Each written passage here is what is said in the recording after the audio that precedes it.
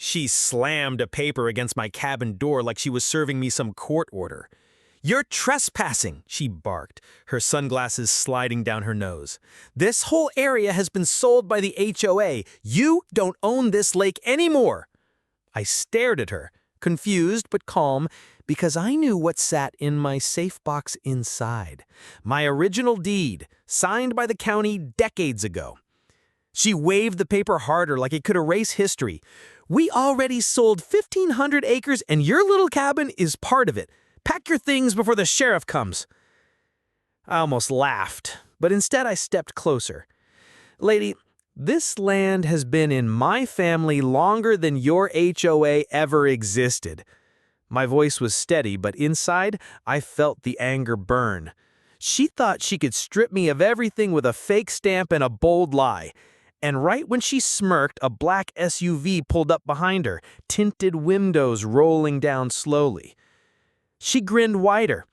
"Here they are, the new owners. You'll be out by sundown." But she didn't know what I knew. Those men in the SUV weren't buyers. They were under federal investigation, and I was the one helping the state attorney build the case. The door of the SUV opened, and two men in suits stepped out like they owned the whole world. One of them shook Karen's hand, slipping her a fat envelope right in front of me. She didn't even try to hide it.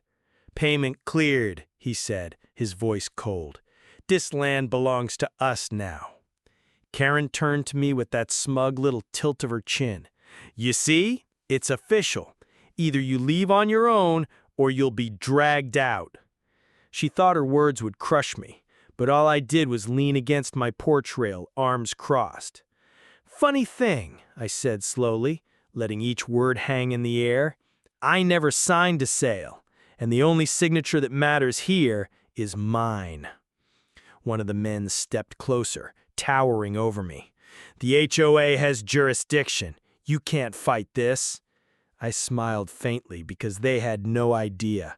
"Jurisdiction? You just admitted to fraud on my security cameras." Their heads whipped toward the corner of my cabin where the little red light blinked, recording everything. Karen's face went pale, but she forced a laugh. "No one's gonna believe you."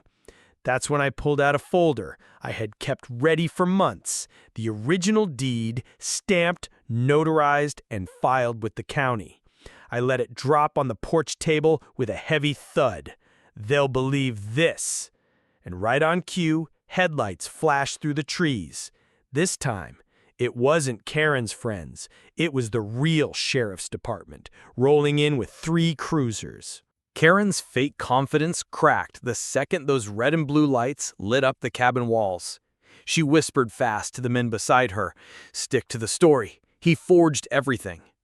But the sheriff walked straight toward me, ignoring her frantic pointing. "Evening, sir," he said, his tone calm but respectful. "You called this in."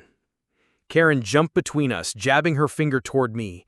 "He's lying. He doesn't own this land. Check the HOA records. We already sold it, fair and square." Her voice was shrill now, desperate. The sheriff didn't flinch. Instead, he turned his eyes on the folder I'd left open, the gold county seal shining under his flashlight. He flipped a page, nodded, then looked right at Karen. "This is a legally binding deed, filed 23 years ago. What exactly are you trying to sell here?" The taller man from the SUV puffed his chest.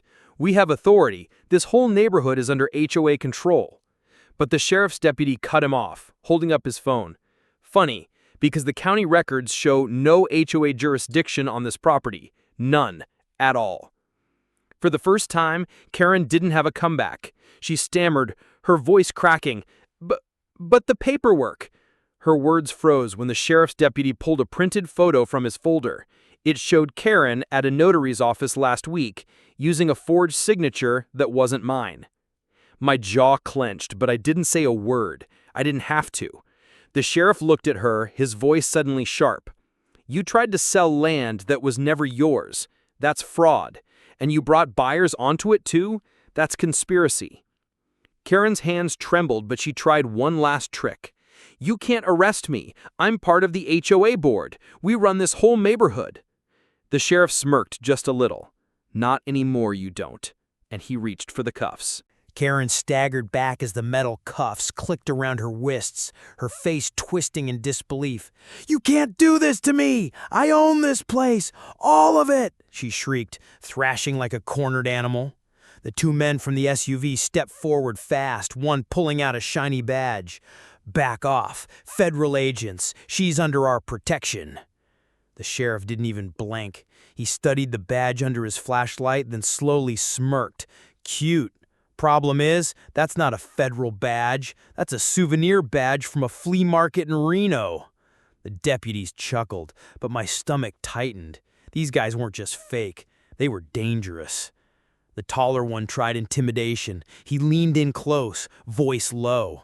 "You're making a mistake. Walk away, Sheriff. This land is bigger than him." He jabbed a finger at me. "We already paid millions. It's ours now." That's when I finally spoke, calm but cutting. "Paid millions to her? With money you couldn't even trace? Guess who's been watching every one of your moves?" I pulled out my phone and hit play. Their voices echoed in the quiet night, recordings of their calls, deals, and cash drops. I had them all. Karen's eyes widened, realization hitting too late. "You set me up!" she hissed. "No," I said evenly. "You set yourself up. I just gave you the rope." The sheriff's radio crackled alive. "Copy that, units. In position. Federal marshals ready." And from the trees, more vehicles rolled in, this time black SUVs with real federal plates. The fake agents froze, their fake authority collapsing in seconds. Karen screamed, twisting in the cuffs. "Wait, no, you don't understand. I was promised protection." The real marshal stepped forward, flashing his badge. "You were promised prison."